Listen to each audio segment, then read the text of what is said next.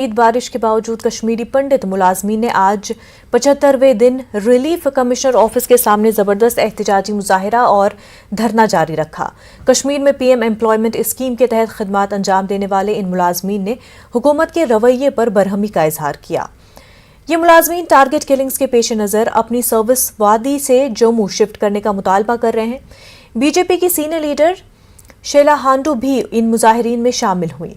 इस मौके पर उन्होंने बताया कि वो वजीर आजम मोदी से मुलाकात कर चुकी हैं और पीएम पैकेज मुलाजमीन के अमूर में मुदाखलत की उनसे दरख्वास्त की है। उन्होंने दावा किया कि वजीर आजम ने उन्हें यकीन दिलाया है कि मरकजी हुकूमत पीएम पैकेज मुलाजमीन के मुतालबात पर संजीदगी से गौर कर रही है। इस मौके पर इन एहतजाजियों ने अपने मुतालबात का इयादा करते हुए कहा कि वो मुलाजमतों के तबादले से कुछ कम पर नहीं मानेंगे और मुतालबात कबूल किए जाने तक अपना एहतजाज जारी रखेंगे। मोदी जी से भी बात की, मैं कल ही मीटिंग से दिल्ली से आ गई वापस, कल ही मीटिंग हो गई, मुझे अपॉइंटमेंट थी। इसके बारे भी मैंने बात की कि बच्चे वहाँ ख़त्म हो गए, सफ़र कर रहे हैं इतना समय से 2-3-2.5 महीनों से। तो उन्होंने कहा कोई बात नहीं, सब कुछ सोल्यूशन होगा, हो जाएगा।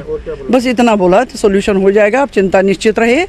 तो उनको बोलिए कोई ये परेशानी नहीं है, आपके लिए देख रहे हैं हम लोग। ऑफिस में राहुल बेचारे को ऑफिस में जाके उसको किल कर दिया, तो इसलिए ये भी लोग भी डरते हैं, ये नहीं मानते हैं। ये सरकार को देखना है। ये हमारी डिमांड है कि हमें आप अटैच कीजिए जम्मू रिलीफ रिहेबिलिटेशन डिपार्टमेंट में।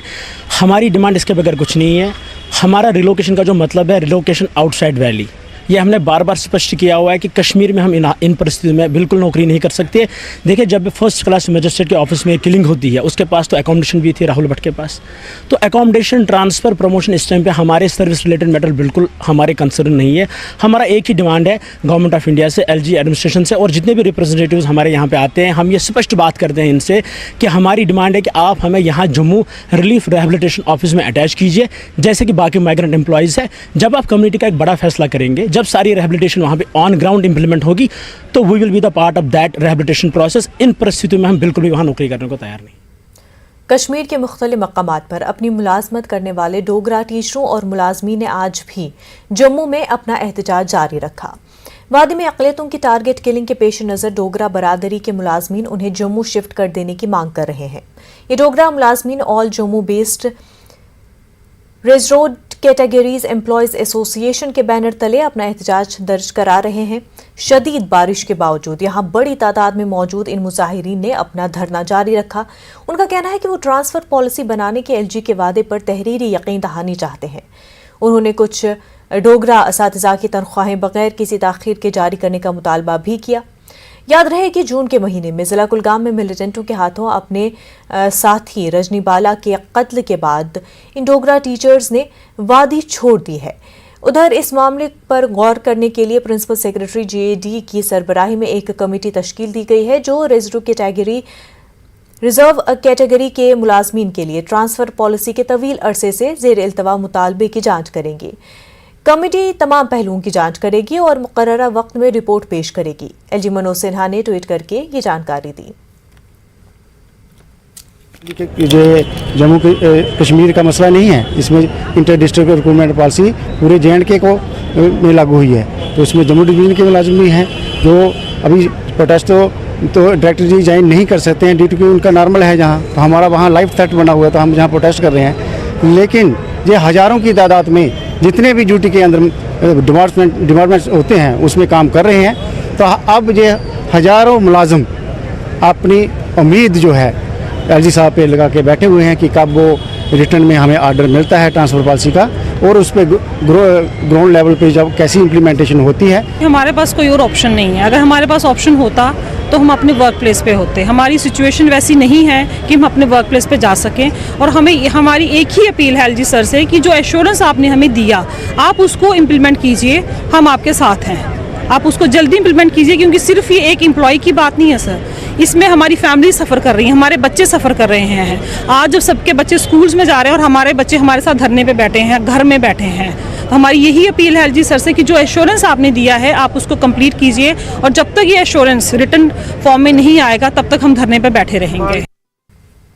लद्दाख में करगिल विजय दिवस की तैयारियां मुकम्मल हो चुकी हैं और फौज के आला ऑफिसर्स और दर्जनों मीडिया नुमाइंदे द्रास पहुंच चुके हैं।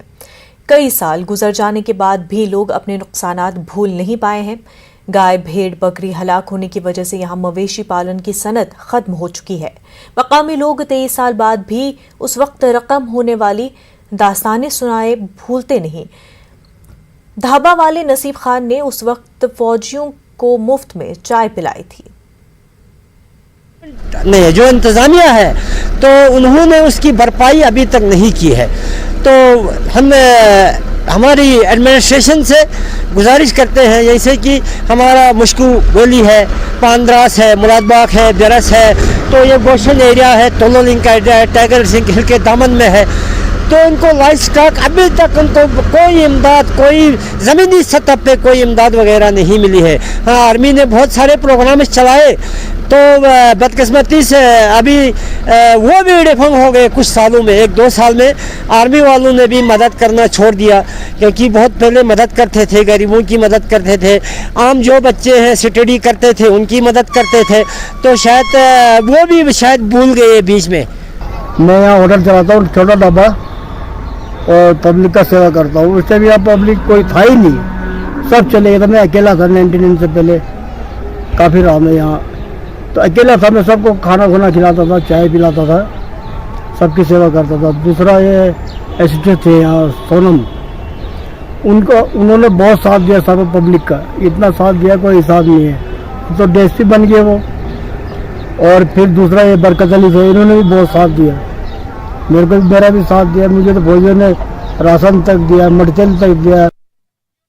द्रास में करगिल विजय दिवस की तकरीबात का आगाज हो चुका है। आज जंगी यादगार पर इस सिलसिले में प्रोग्राम मुनक्किद किया गया था। मनमन टॉप पर भी एक तकरीब मुनक्किद की गई, जहां से Tololing Marpola, Tiger Hills, Batra Hills और मशकू वैली का नज़ारा शुरका को कराया गया। इस मौके पर नॉर्दर्न कमांड के GOC lieutenant general Upendra Dwivedi मेहमान खसूसी थे। उन्होंने करगिल के हीरोज़, उनके अफराद खाना और वीर नारियों से मुलाकात की। एवरेस्ट की चोटी सर करने वाली विजेंद्र पाल इस मौके पर जज्बाती हो गई। हर साल यहाँ आते हैं, तो यहाँ पर जो करगिल में हमारे शहीद हुए जवानों को श्रद्धांजलि देने के लिए यहाँ पर कांटे होते हैं, तो इसके लिए मैं भी लेह से आके हमेशा ये श्रद्धांजलि देने के लिए यहाँ इकट्ठे होता हूँ।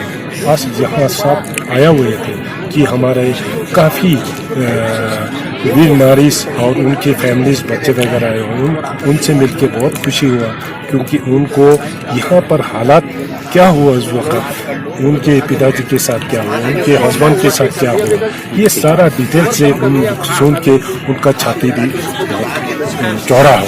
मैं बहुत ही इमोशनल हो जाती हूँ जब विजुलाइज करती हूँ कि किस तरह से हमारे जवानों ने अपना ज़िंदगी सेक्रीफाइस करके हमको आज़ाद किया।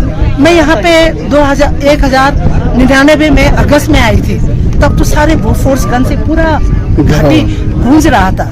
उस टाइम द्रास से होते हुए गई थी, और अभी दोबारा लगभग 5000 किलोमीटर की मेहनत के बाद हमारे इंडियन आर्मी ने जो सम्मान दिया, जो वो तो मेरे लिए, मुझे तो लगता है जैसे मेरे लाइफ टाइम अचीवमेंट अवार्ड मुझे मिला।